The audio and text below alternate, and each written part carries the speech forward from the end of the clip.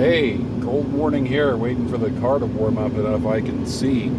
And I thought we'd talk about sociobiology.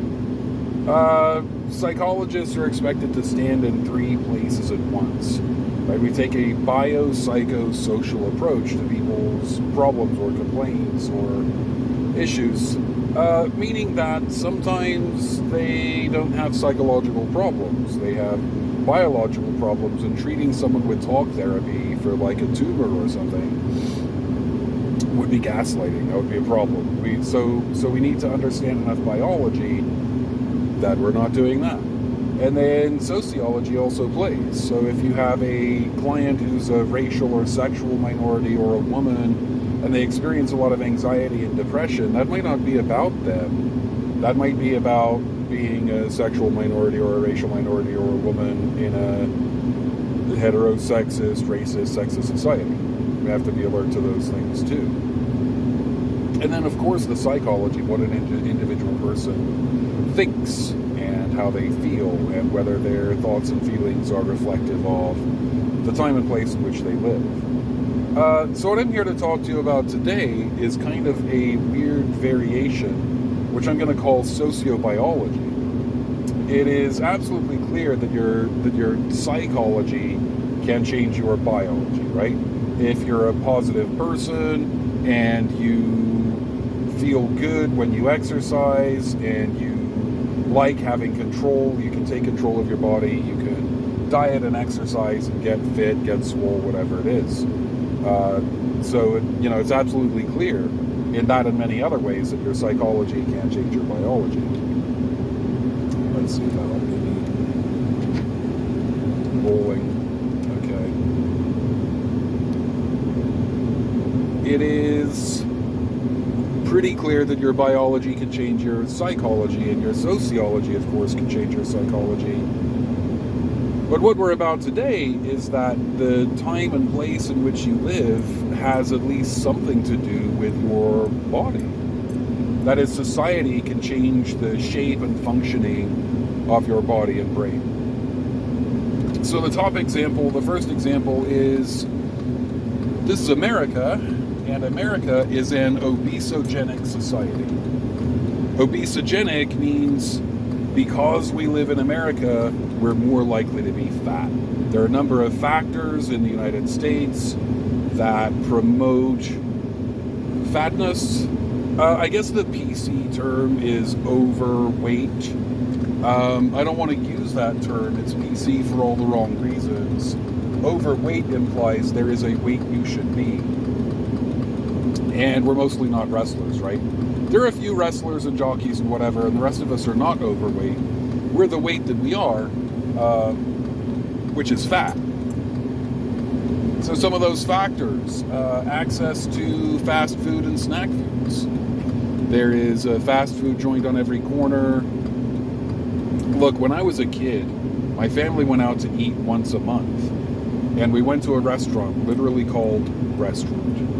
That's where I fell in love with American food, with burgers on flaccid buns and string fries and mustard. But now Americans go out to eat, young people often minimum once a day, and often for all three meals. My younger friends don't even have full-size refrigerators. They have a mini fridge where they keep their coffee creamer. And they have one of those coffee makers that just takes little pods, right, for emergencies when they have to stay home and they can't get their coffee out. I don't know how people afford that, but it is, it's a thing that's happening. It's a cost of living now.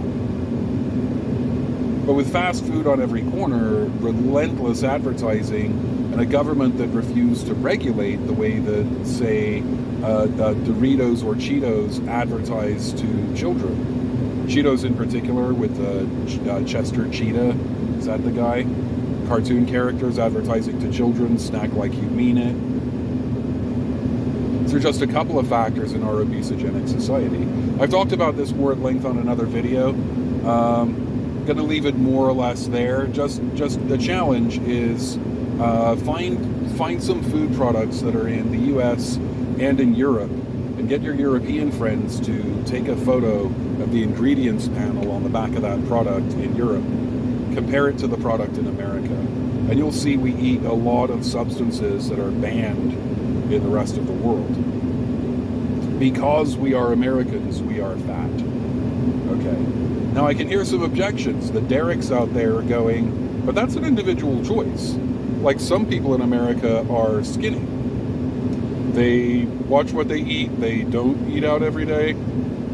They exercise and they're thin. Take personal responsibility there, Black Bill. And what I'm saying is, yeah, you're right. Some people are skinny and some people can take responsibility, but mostly in America, weight accrues to poverty. That is, the poorer people are, the more likely we are to be heavy because of the things we can afford to eat and the things we can afford to do. So poor people end up shopping around the inside of the grocery store where everything is made of high fructose corn syrup and processed ingredients.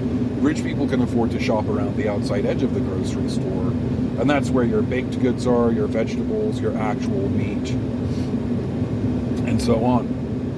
And rich people can afford gym memberships, and like celebrities can afford personal trainers to follow them around and slap cookies out of their hands. And then other people, sure, some poor people do take control and learn about food and whatever, but it's not likely. It doesn't make sense to think of an individual sometimes. So when you're the United States of America and you have 330 or so million citizens, and we are fatter now than we've ever been, than any society has ever been in human history, when we're fatter every year, that is not about the individual choices people are making. People make their choices from the options that seem to be arrayed in front of them. And sometimes those options are not optimal options. They're not aware of the full range of choices. And when we're busy, because we work 2 jobs so that we don't get evicted from our house again, it's harder and harder to make the optimal choices. The frontal lobe is busy and the limbic system takes over. You know, for these and many, many, many other reasons, our society makes us fat. So a few years ago, maybe 10 years ago, if we're talking about race in a classroom, there was a chance someone would float the idea that Black Americans are bigger than white Americans, taller than white Americans, because of slavery. And more muscular because of slavery, because slaves would be expected to work long hours and do very hard work. The ones who could survive that would have to be bigger and stronger, and the ones who were the most valuable would be the ones who could do the hardest work. And so there would be some eugenics style breeding program, and we'd have big, muscular, fit Black people all over America. And that is super racist. If you've made it this far, I'm sure there's a bad taste in your ears. There certainly is one in my mouth even repeating that. And when I heard this about 10 years ago, I thought about it. Like, why does this seem so racist to me? Why does it seem so racist to me? Because if those were facts, they couldn't be racist. And so I thought for a while, and then I got into stats. You know, I'm an academic, I have access to some research tools, and I dug. I couldn't find any evidence that Black people are bigger in any way than white people, except obesity, because Black people are more likely to be poor, and poor people eat poison, but more muscular or larger stature, no, nothing, anything like that. Eventually, I found the information I was looking for in some osteology journals. Osteology, studies of bone diseases, bone illnesses, treatments thereof,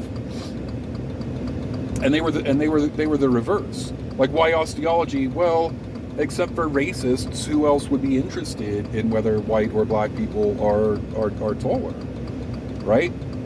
This would be race maximalists. There's some fundamental difference between Black and white people, and therefore Black people are inferior. No. Today we tend to be race minimalists, which is race is not even a meaningful biological category, so who even would be interested in that question? Well, osteologists would.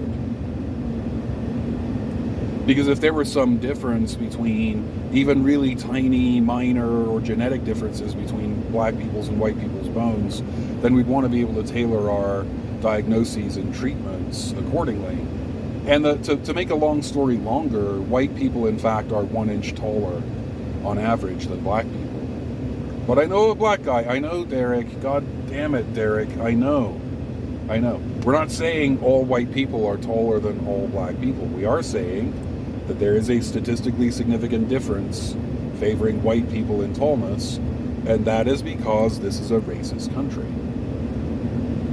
In America, poverty tends to accrue to skin color. So people of color, the darker your skin in America, the more likely you are to be poor in America. And I know you know some poor white people. We're not saying that every white person's rich and every black person is poor, but it's an inescapable fact that 1 in 7 white families are millionaire families, and only 1 in 50 black families are millionaire families. Poverty accrues to skin color here. And your skeletal stature in adulthood depends very much, in fact, on your access to resources in childhood, meaning that poorer families tend to produce shorter statured children as they grow into adulthood. So this is what I mean by sociobiology. This is the impact of culture on our bodies. It's an artifact of racism on the very bodies we inhabit. So one more. This is about the parietal lobe. The parietal lobe is pretty much the place in the brain where most of our math functioning happens. Okay, so flashback 30 or so years, and folks get interested in sex and math ability. So they gather a bunch of math tests, like literally hundreds of thousands or even millions of math tests, and sort them by the names at the top. If it's a female sounding name, it goes on the pile on the left. A male sounding name, the pile on the right, like that. And if it's like, if it's a name they can't gender, then it's thrown out. And you compare the scores on all of those tests. And what you get is a 1% difference in math ability 30 years ago, favoring male humans, boys and men, any age, a little bit better at math than the female humans. Well, 1%, that doesn't seem like very much. We should throw it away. No. Over hundreds of thousands or millions of tests, that is a statistically significant difference. What that means is it is not due to error, right? It's not a statistical artifact like history or some weird random assignment thing or anything like that. It is a fact. Men are better at math 30 years ago than women. Boys better than girls. And then you get curious about that. You grab some cadavers without looking at their genitalia. You just look at their brains. Compare the parietal lobes. You need to cut a slice off the parietal lobe, throw it under the microscope, and count synapses. Synapses are how information is encoded in the brain. So you don't want the size of the parietal lobe. The brain and regions thereof vary by the size of the body. Brain size is irrelevant, region size is irrelevant. It doesn't mean anything. It never has. But how many synapses per cubic centimeters? Well, that matters. That matters a lot, because that is literally how much information is encoded in that brain. And so when you do that work, you find that there's about a 1% difference in synaptic lobe density 30 years ago between males and females, favoring the males. And biology goes, aha, sex difference. Males are better at math because male brains. And like the social psychologists are like, oh, hold up. Slow down there, Nelly. Slow down there. Because what do brains do? Right? Do we spring fully formed from the forehead of Athena? No, it takes time. It takes existence to learn math. It takes existence to create our adult brain. The brain changes all the time because what the brain fundamentally does is encode experience. And what if people were having sexist experiences? So who would get called on more in math class? Probably boys, and in college, men. And who would be encouraged in the STEM disciplines? The dudes would. In 1995, even if we could get a woman to sign up for engineering courses, in her first 3 weeks, she'd get so many comments about her appearance. You should smile more. You're prettier when you smile. As though her job is to be pretty for the men in the engineering class. You should wash your hair more. It'd be so pretty. They get so many comments about their appearance and so on that they tend to leave engineering for more stereotypically female disciplines. And so we went to work. Teacher training has been happening, and a lot of initiatives at the college level to make it so everybody gets the same education. To adjust teacher expectations and teach them not to play to those expectations, but to treat everyone equally. That is, call on boys and girls equally in math classes. There we go. To not only encourage STEM participation in girls and women, but discourage sexism from the males in the room, treat everybody equally. And that has been very, very successful.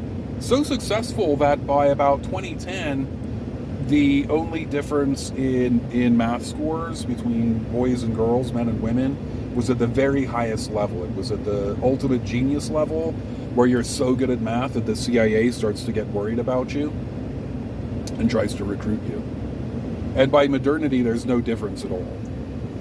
Boys and girls, men and women, are equally good at math. And when you section the parietal lobes of cadavers, there is no more 1% difference in parietal lobe density between male and female humans, because what does the parietal lobe do? It encodes experience, and it was encoding sexist experience. So this was another artifact of culture. It's not about being a male or a female human. It is about being a female human in a sexist society. It's an artifact of sexism literally encoded into our neural networks. And that, dear visitors, is SocioBiology. Thank you for your kind attention. Black Pill out.